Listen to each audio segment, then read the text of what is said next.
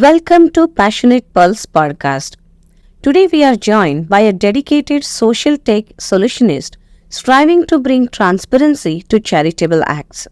He identified critical challenges faced by grassroots organizations lacking visibility and resources to sustain vital community services. What began as a goodwill act during the lockdown, initiated by his father, Mr. Gopalakrishnan, and immediate family, inspired Shri to elevate it into a solution that bridges the gap.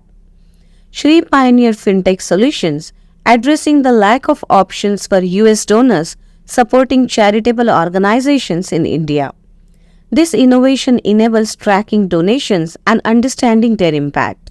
KindKart embodies a tech enthusiast vision to contribute to the community and aid those bravely tackling social issues. KindKart is a story of a collaboration where volunteers unite to create new possibilities. Today we are delighted to have Shri with us, who sacrificed his lucrative career to build KindKart and breathe life into struggling organizations while addressing complex societal challenges. This show is brought to you by V Square Foods, a taste that takes you back to India. Come celebrate this Diwali with V Square Foods and order your choice of Diwali snacks today to get to your doorstep delivery anywhere in the world. Very happy to meet Shri, the founder, CEO and vision behind the KindKart. Hello Shri. Hi there. Thanks for inviting me today. Yeah, nice to meet you and so happy to connect here just in 2 days of span. We just met a couple of days back and got to know what the KindKart is doing, and it is so wonderful to have you on the stage again. It's wonderful to also connect with you. Yeah. So we understand the KindKart is an online portal. It's a web portal that connects donors with their choice of charitable trust. So how this portal came into life? I mean, what was the history behind it? What is the history behind it? Yeah, it's actually a very interesting story, I'd say. Millions of charities in this world. There are millions of people who are doing good in this world, and we need more such people. And there are a lot of people in this world who need help, right? So, but the real thing behind KindKart actually started during COVID, and very naturally so you would see that there were a lot of people trying to help everyone around themselves during COVID. I remember talking to my dad in April of 2020. This was the first wave that was hitting India. And my dad and I were on a phone call, and my dad was very worried and concerned about the people who live around his neighborhood. My dad lives in outskirts of Bangalore. Okay. And people who live around his neighborhood are many daily wage laborers. These are construction workers and those kinds where they go in to work that day, get money and come back, and that's how they feed their family. And when the first wave hit India, there was these people actually could not go back to their hometown, so they got stuck. Right. And I remember speaking to my dad, and he was concerned that, hey, more than the disease itself, that people are going to die of starvation because of the lockdown that was instituted. And so what started as a small little experiment, I'd say, where my dad and I thought maybe we could help 30-50 people, just feed them during this time so that they don't die of starvation. Turned out to be a very big project, and I'll kind of share with you how that happened. And I, for the first time, I actually raised money or tried to raise money on LinkedIn. So I put a post on LinkedIn, and to my surprise, there were just so many people who responded saying, hey, how can I help? Let me send you some money. And I think I raised maybe around $12,000 or $13,000. Not a whole lot, but in a span of a week, Right. I raised that much money. And I sent that money to my dad. My dad, he was 78 at that time, and sitting at home, and I told him he cannot leave the house, right? Because we don't know how bad this disease is. So he sat at home, but worked with a local grocer, worked with some people from his apartment, a local policeman, I don't know, whoever he could find, all on WhatsApp. And he put together an operation that distributed grocery kits, which is basically rice, lentils, salt, sugar, the things you need to just cook food for a family for about a week. He distributed about 1,300 kits. Wow. In the 2.5 months. So I was actually blown away by by just how he did this, and Yeah, it was 78 years old, and just with the help of WhatsApp operational. yeah, and I was, just hats off to him. I was very, very inspired by what he did. And these are people, and then he would post these pictures to me on WhatsApp. He'd forward these pictures, people standing in line, people standing in those 8 feet by 8 feet boxes. You have to stand, keep the distance, and these are very, very poor people, or women with children in their hands, just wanting to come and get some food because they just didn't have access to it. And as more and more of this picture started coming in, I was forwarding, and I just got more and more positive response on LinkedIn. And this is very, very inspirational, right? So it lasted for about 2.5 months, and then India started to ease down those COVID restrictions. And around this time, word got around that there's an old man who's trying to help people. There's an orphanage right next to my dad's house, very close by. And they said, there's a lady, her name is Sneha, and she runs this orphanage, and I'll talk about Sneha in a bit. So she called my dad, and she said, hey, sir, we need desperate help. Our kids, they had 40 or 42 kids at that time. Wow. I said, my kids will actually go hungry if I don't get help. Is there something you can do to help us? So my dad started, sending some ration and groceries kits to her. Then eventually, instead of raising more money on LinkedIn, I said, okay, I don't know if I'll be successful again, but let me do this. I'll send you money. So every few months, 1 or 2 months, I'd send him a couple of $1,000s and say, you decide what you want to do and how you want to help and who you want to help. So he started helping this lady, Sneha.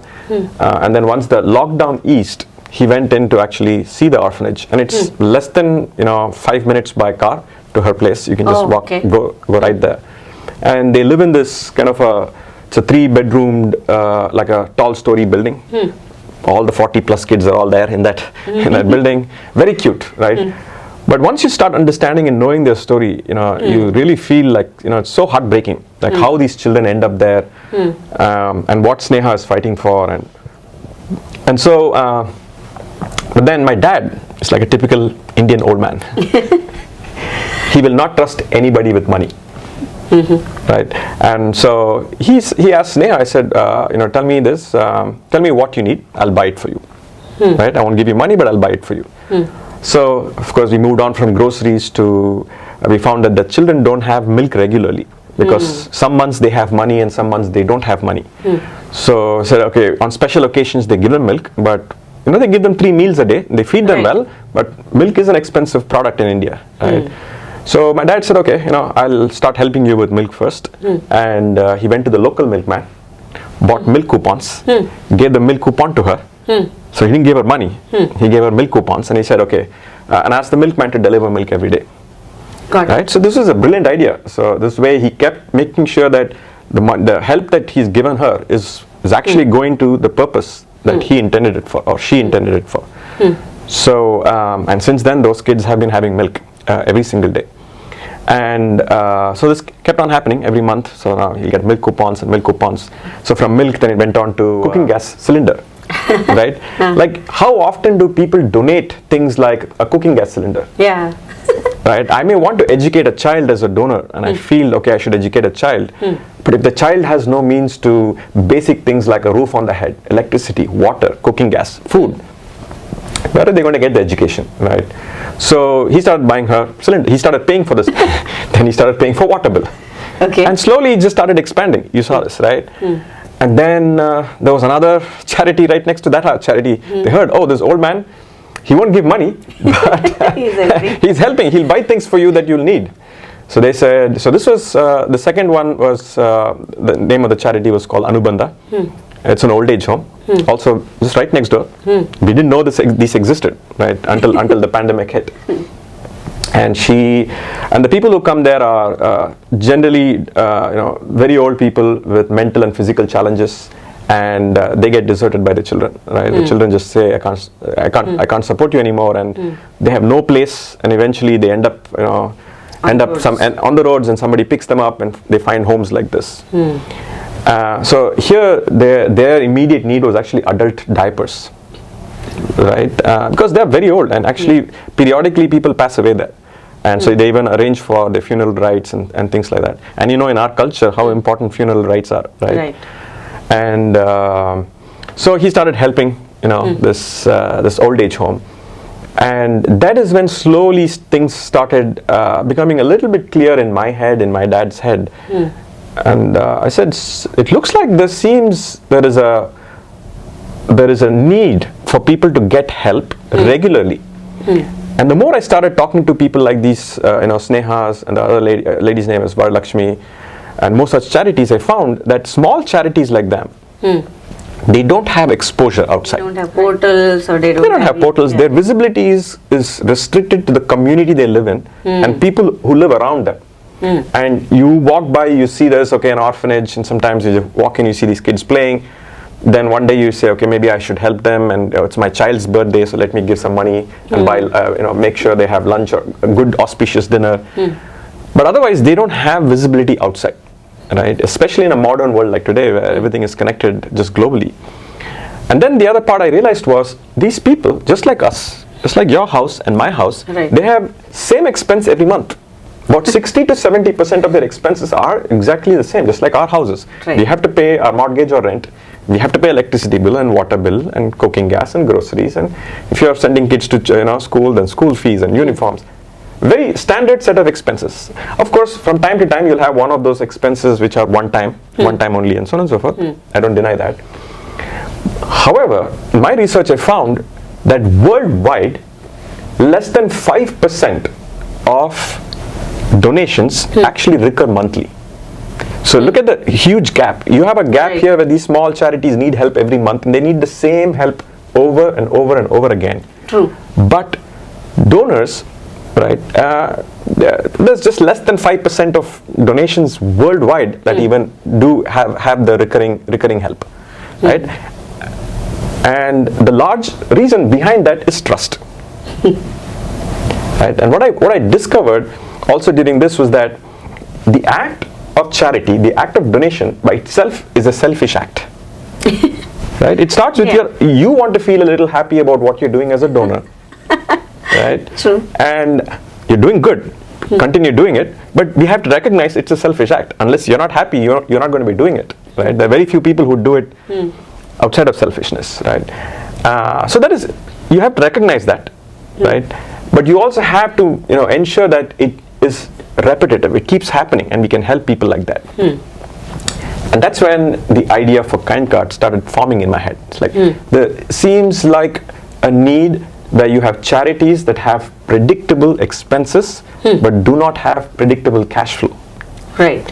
And then you have donors like my dad and probably 1 million people in this world who say, you know what, I'm not sure if I can give you money because I don't trust you, but I'll buy things for you. Yeah. And maybe it's a very cultural thing for us who were born and brought up in India. And what if you were to solve both these problems? So charities don't ask for money, but they ask for help. They ask for goods and services. Donors don't pay money to the charity, but pay for them. Right. Right? And then you have this kind of a transparent network where you're connecting donors to causes they care about, and these causes or these charities actually get the help. It's a very simple concept and a simple idea. Cash flow and this business that you understood because you also have a professional experience behind it, staying with eBay, PayPal, where you were, you know, majorly dealing with the cash flow and, you know, handling those kind of a products. So I think that just your skill, your strength as a professional, along with this emotional need to do something for the community came together, and you could, you know, get this KindKart out. That is true. I'll say I'm very, very fortunate that way. I was born in India. I grew up in India, and I did my undergrad in India as well. And when I came to the US, just like all of us here, Indians who live here, you come as a software professional, you land up here, find a job. I joined eBay back in 2005. Right? eBay was still fairly a smaller company, growing very fast, and you know, I joined as an entry-level engineer, and I was writing just like how people end up here, writing software, writing code for eBay. But over the years, between the 10 plus years that I spent at eBay and 8 plus years I spent at PayPal, I was so fortunate that I got to understand not just the technology but also the business of how eBay works and how commerce works in this world and how payments works and basically how technology, how you put technology to good use, Right. that you can scale and impact millions and millions of people in a positive way. And that kind of experience gives you also perspective of Right. what you can do, and I realized I don't have the skills to maybe run an orphanage or an old age home that a lot of people do and do it really well, right? But there are skills that I have that I could probably put to use and still be able to help people around.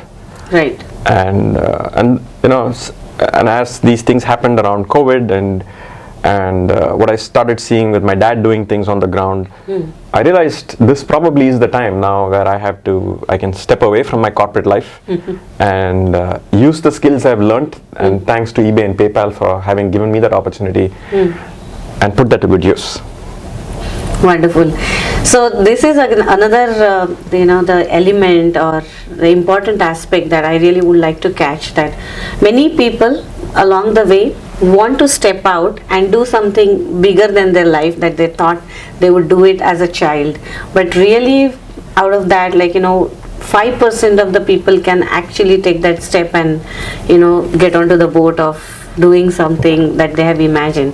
So we all want to do that. What you have done, there are hundreds of viewers who will agree to it that yes, I'll be doing one day something like that. But out of that 100, 1 or 2 would actually end up doing. Yeah. So the trigger needs to be very strong, and the roots have, for that I feel the roots have to be very strong. So I'd like to understand, how was your childhood that innately gave you this courage? Yeah. You were seeing your dad helping out. Yeah. You were seeing that things were, whatever in your capacity can go. Yeah. But to take that larger step, I would like to understand, how was it to connect back at this age? Oh, finally you decided to liberate from this stage to another. And I'd say again, just very fortunate, where you come from, who your parents are. Just think of this, right? 2 streets this way or that way, our lives can be very different, right? I just had a great fortune to be born in the family that I was. My mom and dad both used to work before I was born, and then I have an older brother. My mother was working in a bank, and my dad was working in a heavy machinery industry.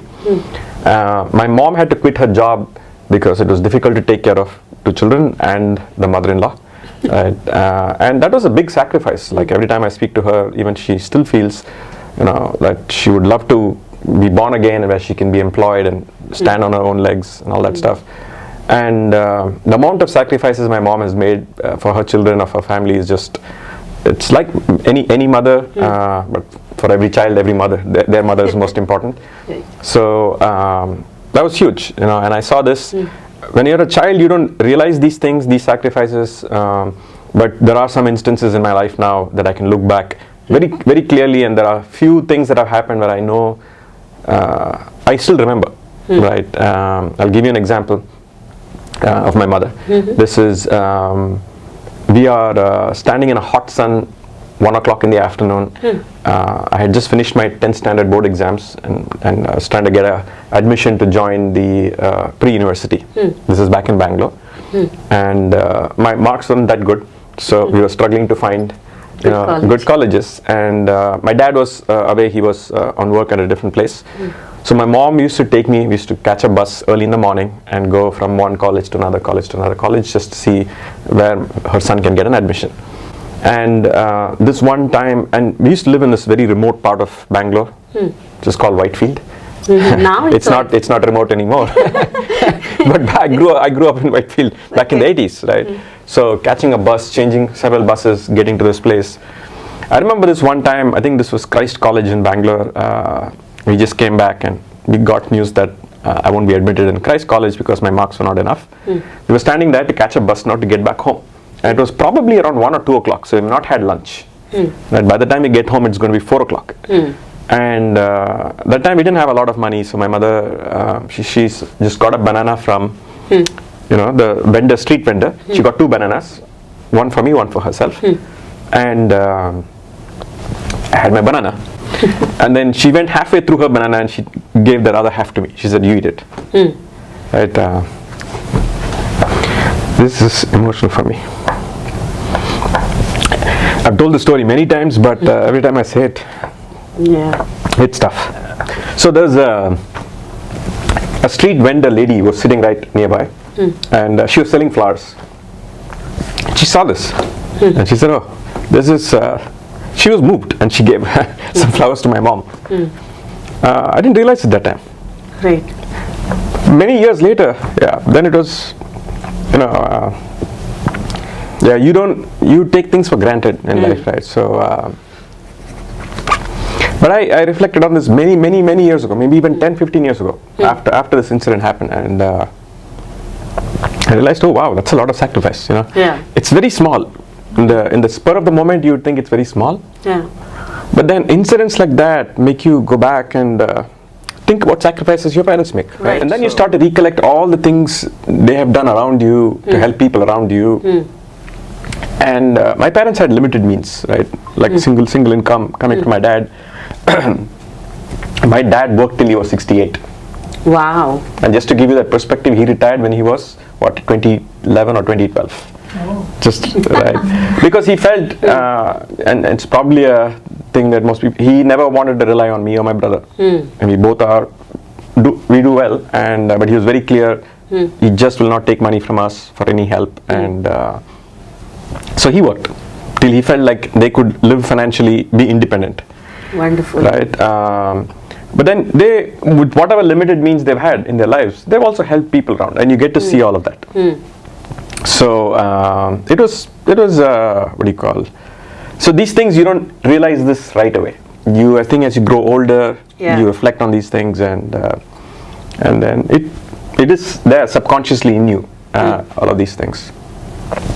So back in 2019, I kind of knew that yes, this is probably, I have maybe 3 years left that I should continue on this corporate world. And I need to step away and actually do something a little bit more useful in this world. At that time, I didn't know what it was. We didn't know COVID is going to happen. We didn't know 22 will turn out to be the year it turned out to be, and those things. But I realized, okay, I have. This is the time you have the energy, right? You have the means, the financial means to step away, and the time for it. Right. So make use of it now, and don't wait till you're like 68, like my dad, and then do it. So you can have a larger impact in life. So that is kind of my story on how my parents have influenced me, consciously or subconsciously. It's usually things that it's one's behavior, one's actions that people observe and get influenced by. Yeah, it's a wonderful story. I mean, this is something gives us a hope, right? That the future generations will also be cultivated around with this thought. I mean, these values that parents give, they don't realize that they're actually giving values. Sometimes it's very natural to every individual that they're doing. But then, how big impact it can have is we can only realize it much later. And looking at the KindKart portal, you found that there is a need, there is something that needs to be happen, and instead of pitching around or finding some founders, decided to take up your own understanding. Like when you decided to write a code or build a web portal, I also understand the KindKart is absolutely done through the volunteers, and you have a lot of hands pouring, helping you around for building the platform and everything. So can you tell me a little bit about it? Like, how did you, those were the major challenges. How did you overcome at that point and, made your team? Yeah, very fortunate. This was, I think I decided, the announcement at PayPal went out sometime in July that I'm going to be leaving PayPal and I'm taking a break from corporate world with an intent of actually doing something more social on the social giving side. And as the word got out, a lot of my PayPal colleagues who reached out to me, just overwhelming support and overwhelming, just like, hey, tell me what you're going to be doing. And so at that time I wasn't sure. Just I had no idea. The name KindKart was not there, right? I knew it was going to be something like this, but how this works and so on and so forth, no idea. A good advice I'd gotten from a few people was, one is, don't jump into it, take the time and speak to a lot of people. And that's what I started doing. I said, okay, my goal was to speak to 100 people. Let me speak to 100 people and then let's find out how things progress. One conversation leads to another, right? a few key things that happened during the time I left PayPal was there was an engineer on my team who's, I don't know, he and I have always got along very well. And he reached out to me and said, Shri, I need your time for a last one-on-one before you leave. I said, sure. And then he had this time, he said, so tell me what you're going to be doing. I said, I have no idea what I'm going to be doing, but it is going to be something non-profit. Not that I'm going to be making money. I want to actually do something that can impact the world. So he said, Shri, sign me up for it. I'd like to volunteer my time. I'll find time between weekends and nights, and I won't compromise the work I'm doing at at my job. But I really want to help you do whatever it is that you don't know. Wow. Right, and just see how fortunate I am. And he introduced me to another engineer who also felt the same way. And what I found was there are people like this. There are a lot of people like this who want to do good in this world. They have certain skills. Outside of those skills, those skills are very, very good. They're very good at those skills, like in this case, technical skills. And so they're just looking for an opportunity, right? And when there's an opportunity that presents itself, then they'll just team up. And the skill that I have is I can put together a team. That's the skill I have. Right. Right. I can find the right sort of combination of skills. I can inspire, motivate, provide the direction. Those are things I've learned at work. Right.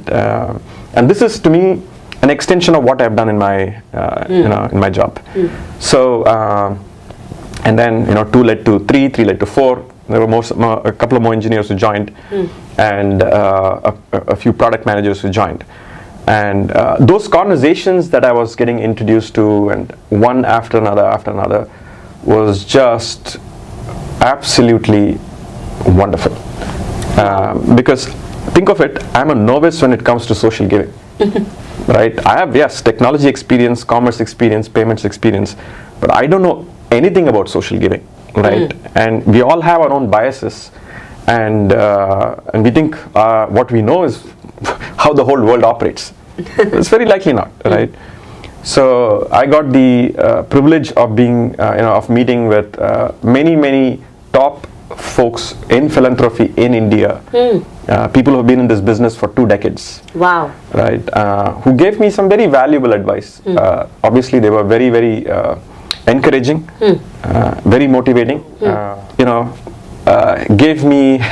Pointed me to all the barriers I may end up having. Right? Oh, That's look, you're going to right? have Otherwise, this problem. How are you going to solve this? How are you going to solve that? yeah. Started giving me. You need the data points, right, to understand where it can fall off. And I'm a very optimistic person by nature, meaning there's no problem in this world that cannot be solved. That is my approach, right? And then you face the problem, and then you keep finding different ways to solve it, and eventually you'll solve it. It's a matter of time and effort and what you put in it, right? So, but I was very, very fortunate.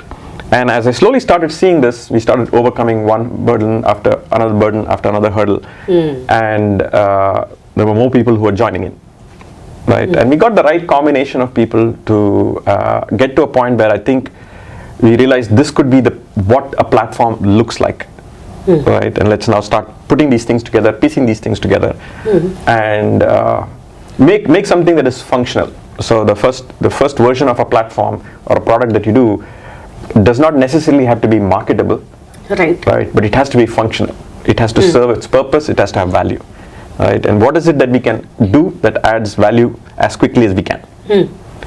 And that was the birth of KindKart. So we launched KindKart as a pilot for a small group of donors, about 20-25 donors, and about 5 charities on our platform back in June of 2023.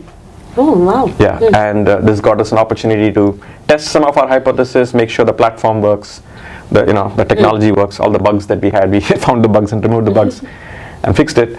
And we went live on August 9th, 2023. So just a couple of years journey. That's right. From the time COVID hit and so on and so forth. But the actual, I'd say, for example, the KindKart was incorporated in September of last year. That's when we came up with the name, and I registered for KindKart as an entity here in the US. And in October of last year is when I announced to the world on LinkedIn that, hey, I'm taking a break from corporate world and I'm planning on working on this idea called KindKart. And just if you're interested, click this invite me button, and I'll keep you informed. And I was overwhelmed with the response. We had over 100,000 impressions on LinkedIn. Wow. That particular post. There were over 1,000 people who reached out, commented, liked, and all those things, and several thousand people who visited that landing page. And I would say about 150 people who signed up. Click that button, yes, invite me, yes, keep me informed. Wow. Right. So this was beyond my expectations at that time. Right. No experience doing startups. No experience doing social entrepreneurship. But what I have is I am a very determined guy. So if there's anything that I have, I would say that is probably my skill. As I don't give up easily. So I'm just very fortunate, very blessed that so many people around me said, hey, this seems like a great idea, and we'd like to raise a hand and help you. Wow. So I wouldn't say that this was just a pure luck, but there was a great intention, and I think the problem existed. Many people could relate that problem. As a donor, I relate to this problem many a times. Sometimes we overlook it, sometimes, we really take into the consideration, but when you actually, relate to the story that what is going on the grounds, and when you figure it out that there can exist a better solution that is not there today, and when you moved up, I think it was not a matter of luck, it was more of an intention, and a good intention to do good. That's where the good people, join your boat. I mean, otherwise nobody can just come up and say that I would work on the weekends, work through the night, and make the that portal ready. That's true. Now again, it is a little bit of luck and a little bit of other things like destiny and so on and so forth. You meet the right people at the right time, right, and you gel well together, and you feel connected with the common purpose. So those things exist, of course, and my job is to make sure that the purpose is always clear within the team. Right? Why are we doing what we're doing? You could spend many cycles just doing this and make just incremental progress. But when the purpose is very clear, you will not only just be motivated and inspired, but you'll also find the right kind of solution that you need in place now versus a year from now. Right. So, and I firmly believe in progress before perfection. Right. Value now versus value later. Yeah. So those things help you in making, That's a big analysis paralysis situation actually that many people go through. They want to perfect everything and then it doesn't come out. Whereas gradually you decide that it's a part of life, the perfection is a part of life. I think things just move up very smoothly. So those were the challenges you could, just get solved, because you could, list down that these are the areas of help that I need, and there was a very clear path that you saw, and then the product that you were seeing need to be built out. So now along the way that now you're seeing that the KindKart needs to grow big, and a lot of charities needs to come and host their name and get benefited through it. So what are some of the other challenges that you are now seeing that the KindKart has to scale up? It has to make sure that the donors comes together, as well as the charitable organization which are not having that much of visibility. There are a lot of organizations that you spoke about do not even have a simple website or any technical means. They're just communicating through phone or word of mouth, and they're growing big. So what is that it takes now for you to scale up? So I'll start with this, that we just actually crossed our $10,000 mark of raising donations on the platform. It's a milestone, definitely a great milestone, not a large one, but an important one that I'll remember for the rest of my life. This was on this last Sunday, September 25th. Oh, okay. Is it during that booth? Yes, it was the booth. We are actually, the time I met you, we officially did $10,000 and $10,035. Oh, wow. And we have, I think, 118 followers now on LinkedIn, and I think 70 plus on other social media, and it's growing. And all of this number was zero just 2 months ago. Everything, we didn't have a social media profile, we didn't have a LinkedIn profile, a dedicated page for KindKart. Right? So it's very inspiring to see the people wanting to join this journey. We have now 118 or 119 donors on the platform, unique donors who have donated now. Wow. And so the goal is to now just continue growing. But before I get into what future challenges are, the first challenge that I encountered with KindKart, so I was all ready. I said, okay, I have an idea now, and let me go speak to these 100 people and let me find out what's going to stop me. The very first big, massive problem was, how do you move money from US to India? Right.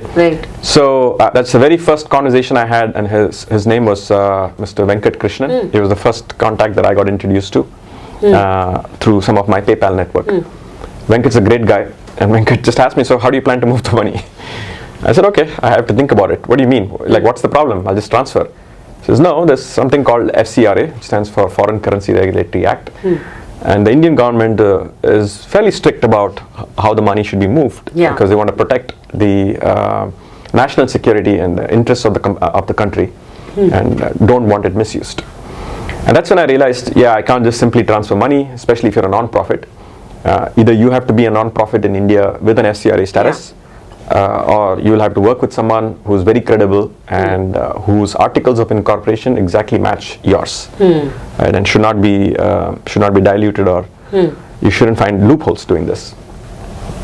I still remember that conversation with him, and I said, okay, how difficult should that be? Okay, maybe the second conversation, same thing, second person. Now I started talking to people. This was, I remember, August of last year, who are relevant in this business, who are not just like people with good ideas, but people who've been doing this for several decades. And they started exposing me to problems that I'll run into as soon as I start. Right? And I'd say, there'd been obviously many times I'd look into and say, oh, am I going to be successful? Am I going to pull this off? Right. But again, there's one thing I deeply believe in, is just do not give up. Like, you don't give up just because you've hit a hurdle. So fortunate to me, again, there were many. One conversation led to another. I think my 40th or 50th conversation, I met somebody here in Fremont, actually. Her name is Tanuja. And she actually had some very good suggestions and ideas. And she has been running a non-profit herself for many years here, and she worked with Rotary in India, and Rotary is a very reputable organization across the world. And she made some very key introductions for me in India to Rotary, and without Rotary's help we could not have gotten this far. So a big thanks to Rotary, but a big thanks to her and the person who introduced, his name is Sanjay Sethi, an ex-colleague of mine. So you see how small the world is. It's so great that those people actually introduce you the right connections, rather than saying that let you have the problem, face it.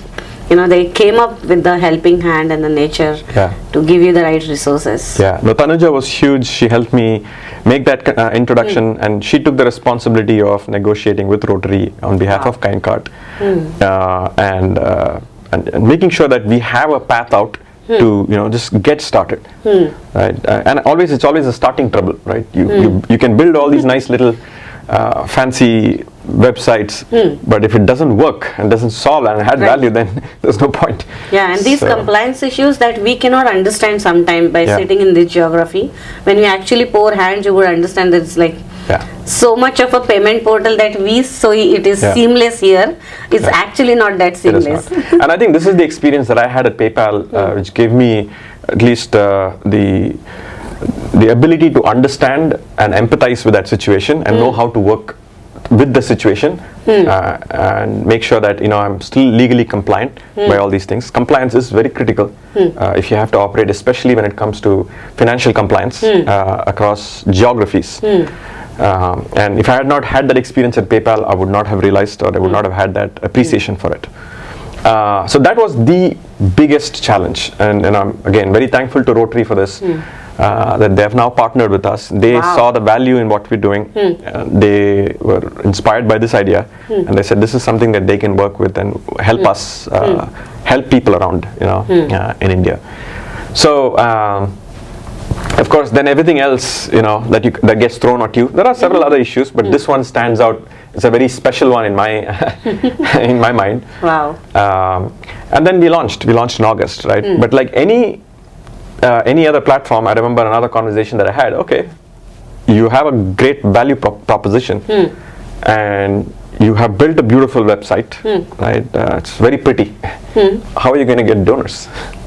How are you going to get people on your platform, right? Right, that's another problem. Yeah, and I think this is where, again, working in a company like PayPal or eBay gives you that perspective. Is it's always a two-sided network, right?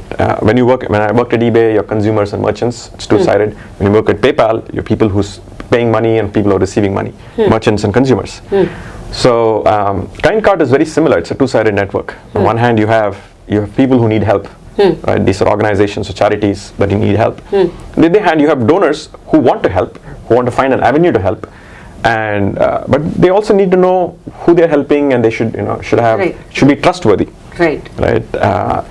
And when you're building a two-sided network, you can't have one side where you overinvest. Let's say if I have 100 charities on my platform, but no donations coming in, it's like I have this huge bucket of water I have to fill, but I open the tap, it's just dropping trickle by trickle.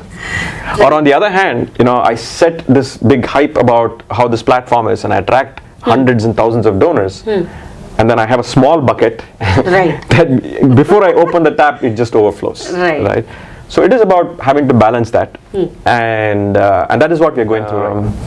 Focus is about acquiring donors on the platform, right? Spreading the word, which is why you saw me at the place. Yes. We are now 12 charities who are onboarded, and the way we've been prioritizing these charities these are small charities. These are charities that don't get visibility on larger platforms. Wow. So we are trying to create a niche space around this. Right. We want to keep that as at least our aspiring mission in who we support and how we start to grow as we grow. And there are tens of thousands of such organizations in India. I recently met somebody who's an official at within the government of India, and she was telling me that less than 1% of charities in India can accept foreign currency as help because of the foreign currency compliance. And a solution like ours right now, where we don't give money to charities, what we're doing is we're actually buying things for them, is a solution. If that it scales, has just a big opportunity to help people in India, right? Without breaking any compliance laws, and actually complying fairly well within the Indian compliance regulations. So basically Rotary and some other people actually help you to solve the problem of transaction that can move from, you don't have to establish an entity in India about the KindKart and transfer those funds and whatever, but then this is actually working out, and it's a good lean setup. If you have a good system available, it's like outsourcing, but provided that outsource is the 100% compliant with you, we are huge vision, and it is aligned with those values that you're looking forward, and this is actually a good solution, very unique, I feel, right? It's not probably because even GoFundMe doesn't allow to transfer funds to India. So then there are some different portals that we had to use for some of the other projects that we had to raise funds for, and it was actually solving a very big problem, I feel. That is right. So I had a few things that I wanted to stand by, and when I talk about values for the company, one is that more often than not, and rightfully so, that any organization that is doing social giving and social help requires funds for itself to support and sustain. And one of the things I thought on early was, what is it that we can do to have a business model that helps you to achieve sustainability over time? Right? That was an important lesson I had in my professional experience. I think that plays into how I have been thinking about KindKart. Was when I was at eBay, eBay's biggest competitor at that time was Amazon. Right? And of course, there is no doubt in anyone's mind where who came out as the clear winner. But back in the days, this was early 2000s, I remember that Amazon was pioneering in free shipping. Very simple, right? They take an item and they say, hey, if you subscribe to Prime, you get free shipping. And at eBay, so if you look at this, and let's say you had the same item that you bought on one site, which costed $10 the item price and $2 to ship. The same item on a different site that costed $12 and free shipping. When a consumer comes in, which one do you think he's going to buy? It's going to have the free shipping, because the free word makes you... It's just simple human psychology, right? That you feel like you're getting more out of the one that says free shipping versus the one, even though they cost exactly the same. Yeah. That experience is actually, and Amazon just very brilliantly did that. In fact, that was one of the best things that have happened with Amazon is what they did. Of course, they got really good at how to afford free shipping. Yes. And still keep the the price of the item competitive, right? Now, the same business model or a similar business model is what I started thinking when I launched KindKart. Was that is that we've got to, and there are items that you can buy in a store. Those kind of items, if you are fulfilling it on KindKart, we've got to find a way to be able to charge the donor MSRP. Right? If the donor were to go and buy it, that would be the retail price. But we work with vendors, we work with wholesalers, wholesale distributors, and get a better price, and use that difference to actually pay for the fees.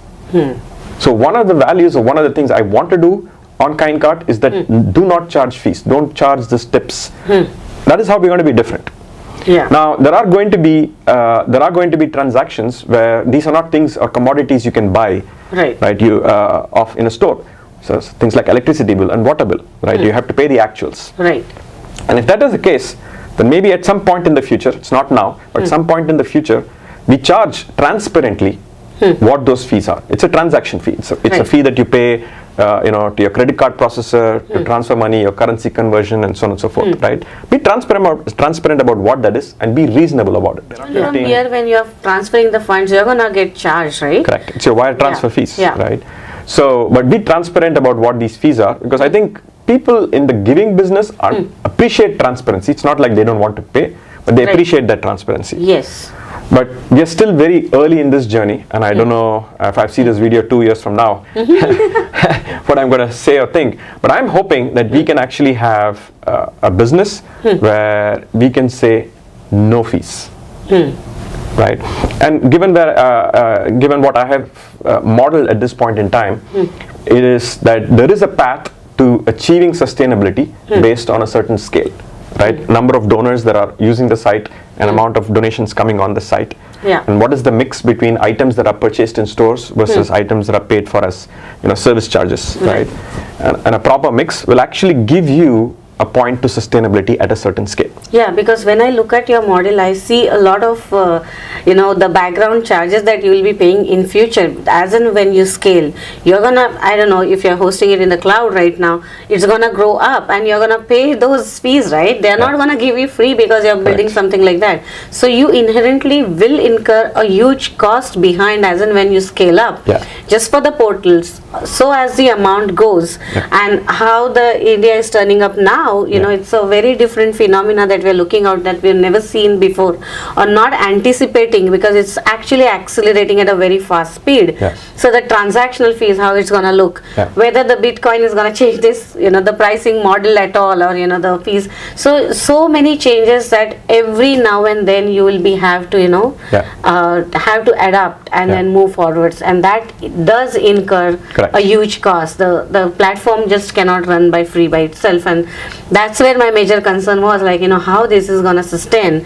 Today it's supporting through your bank balance, but tomorrow it shouldn't be the case. Actually, that's not the case. Today I've spent no money on this platform. Literally no money. Because your volunteers have. Exactly. So to keep to that spirit of the mission is, I don't make a salary, nobody else makes a salary who's working on this. That's number one. Number two is, when you're a non-profit, you avail of certain benefits like free AWS credits. We are hosted on AWS credits. Google Workspace is free for us. Many things you get free. Leverage that. Find out what it is. Leverage that. And I've talked to other colleagues or other people, peers in this industry, and I know people who spent over $1 million to build a functional product. Right. And I'm actually very proud that we've got to this point. And we have spent no money. Literally, the money I may have spent is actually to get this t-shirt, but something of that sort. But that's so wonderful. I mean, it's good to know that there are many non-profit organizations who are looking forward to build something. I mean, they got an idea that, you know, the AWS, Google, they are also into this. Everybody likes to give. This is what I feel like, no, as an individual, even if you choose to be, I mean, you know, you choose someone from a very low scale income family, they are also at a point where they want to give. Correct. So, you know, and I think this is a great idea, you know, that there are so many avenues that are available that one can inherently use it. But again, it takes a lot of courage and a heart to find out, to put together all the pieces. It's even if you say that these things exist, not anybody can just run the show. That's right. So this is one of my mission is to have no fees. Of course, to get to a point of sustainability, you do need investment, right? And I am actually actively seeking capital and raising capital for people to help. And I've been very fortunate at this point. So I am raising capital, and and there are some large-hearted, kind investors who thought this is a good idea and are helping me. And that will happen until I get to the point of sustainability. Right. So that is one. I don't want to have fees on the platform.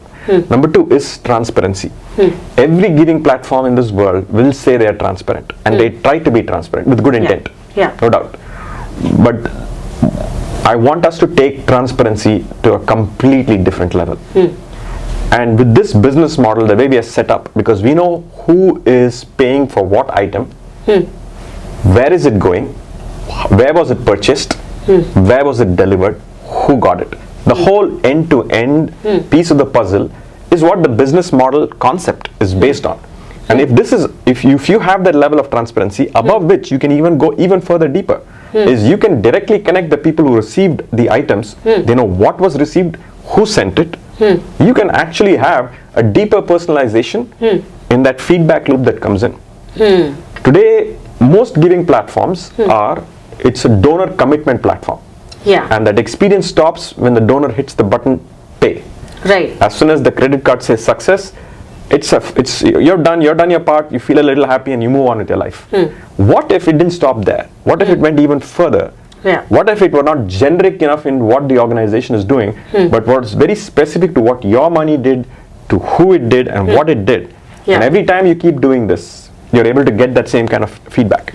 I think many of the educational organizations are actually into that. They're actually producing the results of the students. They're actually showing the progresses, but not otherwise. Exactly. So in some categories or some specific categories, you can make it happen, but not broadly.